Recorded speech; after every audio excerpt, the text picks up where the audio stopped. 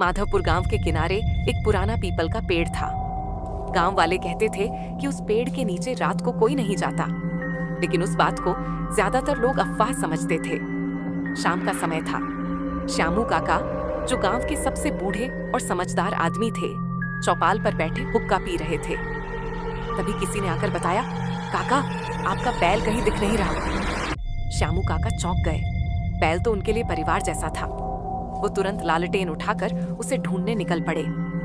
धीरे धीरे वो गांव से दूर जंगल की तरफ पहुंच गए। चारों तरफ घना अंधेरा और ठंडी हवा थी। झींगुरों की आवाजें और सूखी टहनियों के टूटने की चरमराहट दिल दहला देने वाली थी। चलते चलते श्यामू काका उसी पुराने पीपल के पेड़ के पास पहुंच गए। पेड़ के नीचे जमीन पर कुछ अजीब सा दबा हुआ नजर आ रहा था।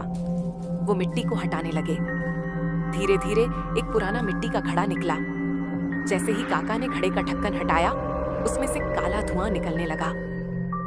हवा अचानक बहुत तेज हो गई। उस धुएं के अंदर से दो जलती हुई आंखें दिखाई देने लगी।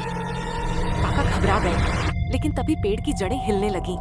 वो जड़ें धीरे धीरे हाथों का रूप ले चुकी थीं, और देखते ही देखते उन हाथों ने श्यामू काका को कसकर पकड़ लिया। काका चीखने लगे, बचाओ, कोई है क्या? लेकिन आसपास सिर्फ अंधेरा और सन्नाटा था। उनकी लालटेन जमीन पर गिर गई और बुझ गई। धुएं से बनी भयानक आकृति धीरे धीरे इंसान का रूप लेने लगी।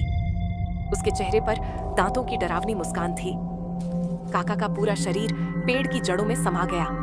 उनकी चीखें अचानक बंद हो गईं, और फिर वहां सिर्फ सन्नाटा रह गया। सुबह जब गांव वाले वहां पहुंचे तो पेड़ की छाल पर एक चेहरा उभरा हुआ दिखाई दिया।